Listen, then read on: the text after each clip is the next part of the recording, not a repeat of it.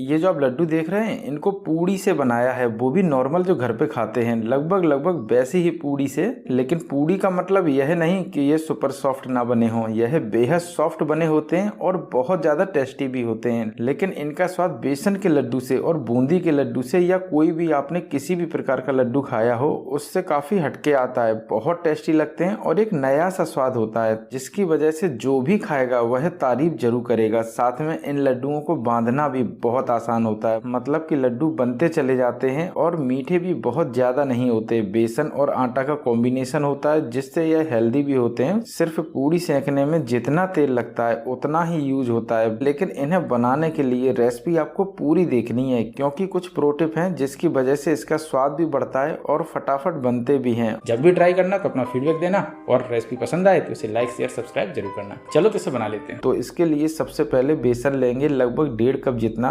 मोटा पतला कोई भी हो काम चल जाएगा। इसी के साथ 1.5 कप जितना गेहूं का आटा भी लेंगे, ये भी नॉर्मल जो भी आपके यहाँ पर घर पर हो वही लेना है। अब इसमें घी डालेंगे, लगभग 3 चम्मच जितना। इसमें सिर्फ घी डालना है, इसके अलावा कोई और कुकिंग ऑयल का यूज नहीं करना है, वरना टेस्ट नहीं आएगा। और इस पूरी रेसिपी में सिर्फ घी का ही उपयोग होगा, तो ध्यान रखना है कि घी कम से कम 150 ग्राम तो होना ही चाहिए घर पे। अब इस घी को अच्छी तरीके से बेसन और गेहूं के आटे में मिक्स कर लेंगे, और मिक्स हमको यहाँ पर अच्छी तरीके से ही करना है जिससे कि जो पूड़ी है वह परफेक्ट बने। और इसके पीछे का जो रीजन है वो मैं बाद में बताऊंगा। फिलहाल हमने अच्छी तरीके से मिक्स कर लिया है, तो इसमें थोड़ा थोड़ा पानी डालकर इसका एक सॉफ्ट डो तैयार कर लेंगे, लेकिन बहुत ज्यादा सॉफ्ट भी नहीं करेंगे और बहुत ज्यादा हार्ड भी नहीं। बिल्कुल जैसे पराठा बनाते हैं वैसा ही डो लगाना है। शुरुआत में यह आपको लगेगा कि हाथों पर चिपक रहा है, लेकिन जैसे जैसे आटा गूंथते जाएंगे वैसे वैसे चिपकना बंद कर देगा। अब बेसन है तो हल्का फुल्का तो शुरुआत में चिपकेगा ही, तो टेंशन नहीं लेना, थोड़ा बहुत चिपकेगा। अब इसको अच्छी तरीके से गूंथ लिया है, तो पहले हाथों को साफ करेंगे, उसके बाद इसे उठाएंगे और सीधा फर्श पर पटक देंगे। और अब आधा डो एक साइड रख देंगे और आधे डो से मोटी मोटी और बड़ी बड़ी लोइयां काट लेंगे, क्योंकि हमें पूरी मोटी मोटी और छोटी छोटी बनानी है, जिससे कि यह कम घी में भी सिक जाए और एक्स्ट्रा घी बर्बाद ना हो। अब एक मोटी सी लोई ले लेंगे और इसको अच्छी तरीके से हाथों से सेट कर लेंगे। उसके बाद इसे फर्श पर रख देंगे और बेलन से बेलेंगे। अगर यह फर्श पे चिपके तो थोड़ा सा घी लगा लेंगे और उसके बाद इसे बेलेंगे, क्योंकि मोटा मोटा बेलना है और सूखा आटा भी नहीं लगाना है। ऐसा करने से घी भी खराब नहीं होगा और पूड़ी भी परफेक्ट बनेगी। इसको हमें इस तरीके से मोटा मोटा बेलना है, मैं दिखा देता हूँ। बस इतनी मोटी पूड़ी रखनी है।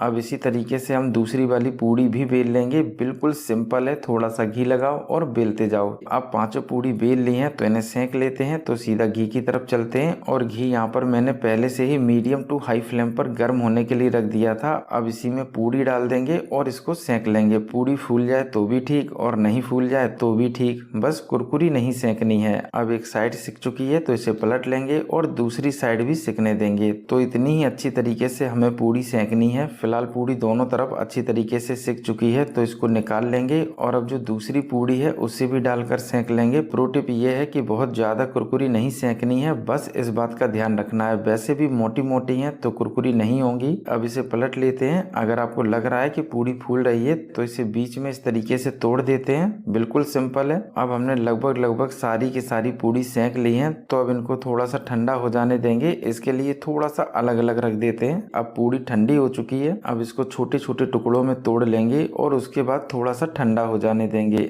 अब पूड़ी ठंडी हो चुकी है तो इसको हल्के हाथों से तोड़कर चेक कर लेंगे। अच्छी तरीके से यह हाथों से चूर चूर हो रही है, और इसीलिए मैंने इसमें घी को डाला था जब मैंने आटा लगाया था। तो यही वजह है घी डालने की कि आसानी से चूर चूर होगी। आप चाहें तो हाथों से भी चूर चूर करके इसके लड्डू बना सकते हैं, लेकिन अब मिक्सी का जमाना है तो हम उसी से बनाएंगे। तो इसीलिए मिक्सी का जार ले लेंगे, और जार बिल्कुल साफ सुथरा और सूखा होना चाहिए, वरना पीसने में दिक्कत होगी। अब इसमें पूड़ी डाल देंगे और हम लगभग सारी की सारी पूड़ी डाल देंगे। तोड़ ताड़ के ठूस ठूस के भरने की जरूरत होगी तो वो भी कर लेंगे। अब इसका ढक्कन लगाकर इसको बिल्कुल बारीक पीस लेंगे, लेकिन मिक्सी के जार ने अपनी मजबूती ना दिखाते हुए थोड़ा सा धोखा दे दिया, इसीलिए इसे हमें 2 बार में पीसना पड़ा। फिलहाल हमें इस तरीके से पीसना है, मैं दिखा देता हूँ। बस इस तरीके का बिल्कुल बारीक बारीक, और वैसे भी इससे बारीक नहीं होगा। अब इसको एक बड़े से बर्तन में निकाल लेते हैं। अब जो बची हुई पूड़ी है उसको भी मिक्सी के जार में डालकर पीस लेंगे और इसी बर्तन में निकाल लेंगे। अब हमने इसका बिल्कुल बारीक चूरा बना लिया है, तो इसको यहीं छोड़ देंगे और फिर से मिक्सी का जार लेंगे और इसमें चीनी डाल देंगे। लगभग मैंने यहाँ पर 1 कप से थोड़ी सी ज़्यादा चीनी ली है, तो बहुत ज़्यादा नहीं लेनी है वरना बहुत मीठी हो जाएगी। इतनी काफ़ी है। अब इसका ढक्कन लगाकर चीनी को भी बिल्कुल बारीक पीस लेंगे। तो इसे भी हमें इस तरीके से पीसना है, मैं दिखा देता हूँ। बस इस तरीके से बिल्कुल बारीक बारीक 30 से 35 सेकंड लगे थे पिसने में। अब चीनी को उठाकर पूड़ी के चूरे में डाल देंगे। जितनी भी इधर उधर चिपकी रह जाएगी मिक्सी के जार में, वो भी ठोक ठाक के निकाल लेंगे और उसे भी इसमें डाल देंगे। अब इसको अच्छी तरीके से मिक्स करेंगे, तो इसीलिए हाथों से बढ़िया तरीके से मिक्स करेंगे जिससे कि जो लड्डू हैं उन्हें बनाने में कोई भी दिक्कत ना हो और फटाफट बनते चले जाएं। तो यहीं पर आपको अच्छी तरीके से मिक्स करना है। अभी देखो, ये देखने से ही लग रहे हैं जैसे कि बेसन के लड्डू का मसाला बन के तैयार हो गया है, लेकिन इसका स्वाद बेसन के लड्डू से बिल्कुल हटके आता है और टेस्ट भी गजब का होता है। फिलहाल हम चेक कर लेंगे इसके लड्डू बनेंगे या नहीं बनेंगे।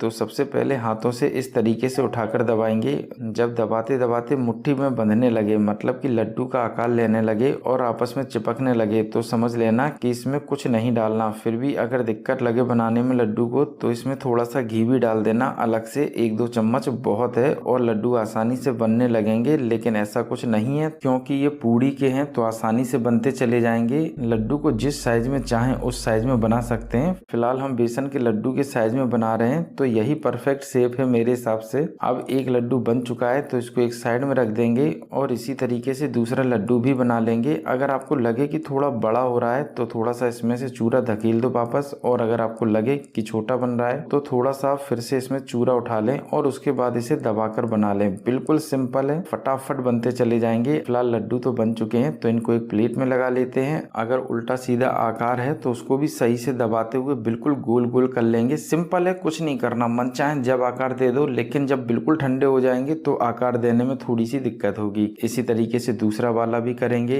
अब तीसरा वाला भी कर लेंगे और इसी तरीके से सारे के सारे सही शेप में कर देंगे, कोई दिक्कत नहीं होगी। अब इसके ऊपर थोड़ा सा पिस्ता लगा लेंगे। वैसे तो जैसे ही लड्डू बने उसके ऊपर पिस्ता लगा देना चाहिए, इससे कि जो लड्डू हैं उस पर पिस्ता अच्छी तरीके से चिपक जाता है। लेकिन मैंने पहले ही बना लिए और पिस्ता मुझे बाद में याद आए कि लगाने हैं, तो इसीलिए मैं बाद में लगा दे रहा हूँ। कोई दिक्कत नहीं, इधर उधर छूटेगा हम तब भी उठा के खा जाएंगे और हो सकता है कि सारे के सारे पिस्ता उठा के हम एक ही लड्डू में डाल दें और खुद ही खा जाएं। फिलहाल इनको एयर टाइट डब्बे में भर के रख लो और कम से कम 7 से 8 दिन आराम से एंजॉय करो।